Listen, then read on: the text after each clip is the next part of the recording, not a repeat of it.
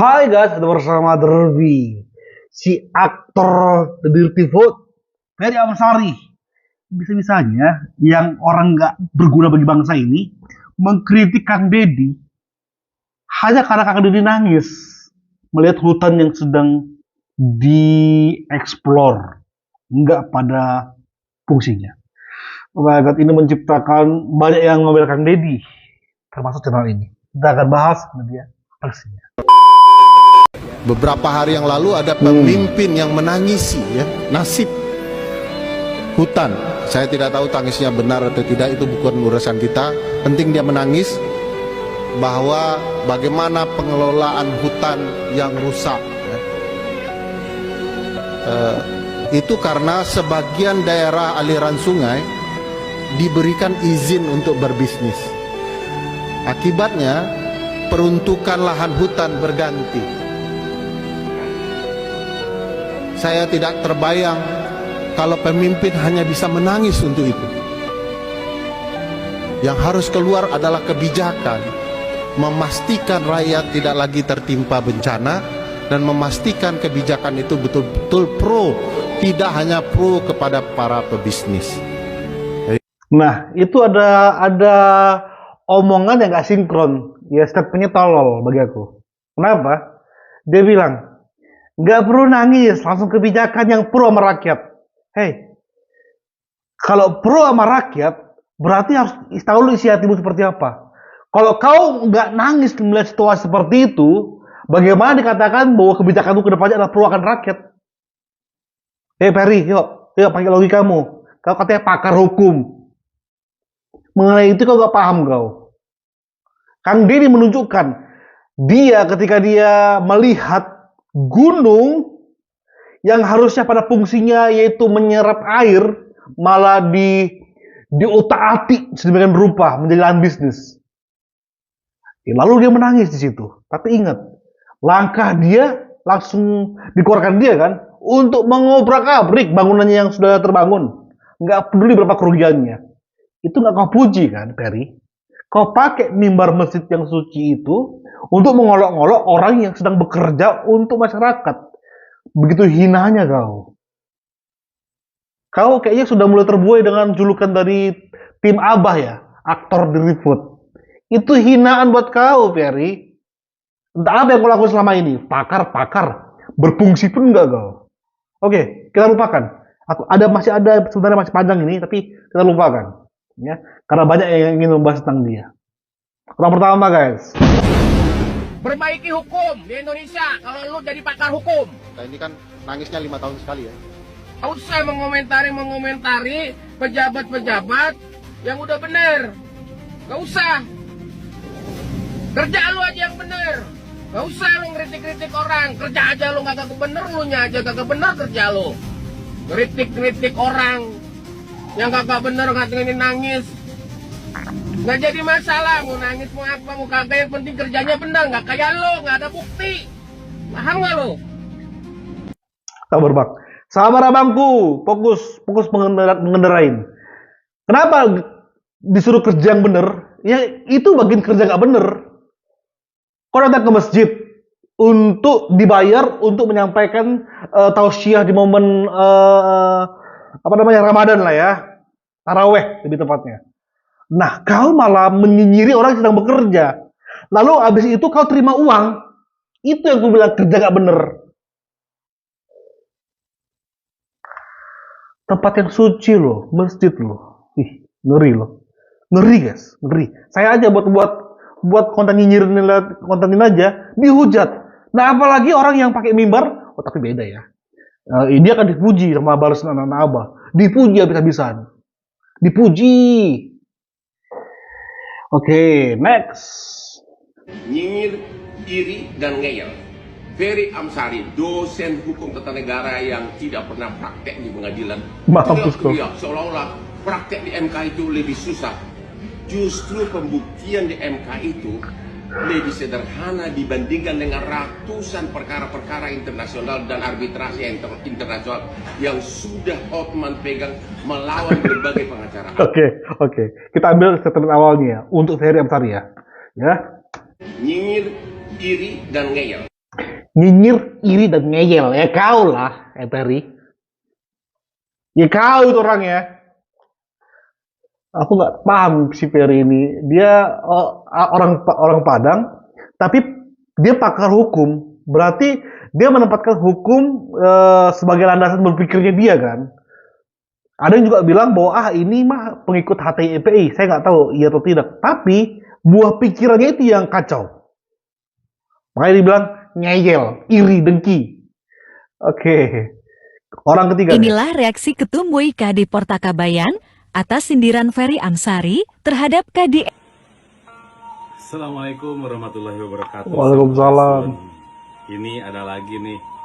Aduh ya Allah. Ferry Amsari, aktivis hukum dan pengajar di Fakultas Hukum UNAN Padang. Oke. Karena beliau adalah seorang akademisi, seorang dosen, pengajar di sebuah fakultas yang luar biasa, maka bisa diterima jika beliau mengkritisi atas segala sesuatu. Karena pasti akan ilmiah. Ya, oke, itu catat. Tapi satu hal, ini kebetulan menyangkut Deddy Mulyadi. Menyangkut Deddy Mulyadi yang jelas-jelas dicintai oleh rakyatnya, rakyat Jawa Barat yang tentunya akan membela. Termasuk saya, si Borokokok. Borokokok. Kenapa demikian? Karena kita tahu Deddy Mulyadi bekerja dengan hati. Kritikus itu hanya pakai logika dan kepiawaian dalam berbicara saja. Tapi apabila sudah menggunakan hati, maka wajar seseorang yang begitu mencintai masyarakatnya, mencintai warganya, mencintai alamnya, dan ketika alamnya dirusak ataupun rusak, dia akan menangis. Wajar atuh. Ini malah dikritisi yang dengan kata-kata yang tidak bagus. Bahkan dilakukan di sebuah podium yang mulia di dalam masjid. Jangan begitu, bos. Udah. Mari berikan pernyataan-pernyataan, statement yang membuat kita semuanya itu menjadi rukun damai. Ini menyangkut alam. Ini menyangkut kebaikan masyarakat yang dilakukan oleh gubernur kami. Apa tendensinya udah? Ferry Alamsyah, apa tendensinya? Sampai ngomong udah Ferry. Intinya yang dia permasalahkan mengenai pencitraan kan, seolah dia ingin membangun narasi Kang Deddy semuanya itu adalah tentang pencitraan. Ya makanya ada narasi yang dikatakan bahwa nangis 5 tahun sekali. Oke, karena dihubung-hubungkan dengan apakah Kang Deddy pencitraan, kita dengarkan video ini guys. Deddy Mulyadi dan sensasi politiknya. Benarkah hanya pencitraan atau justru ini adalah merupakan revolusi? Jujur saja, saya sempat skeptis ya dengan Deddy Mulyadi ini.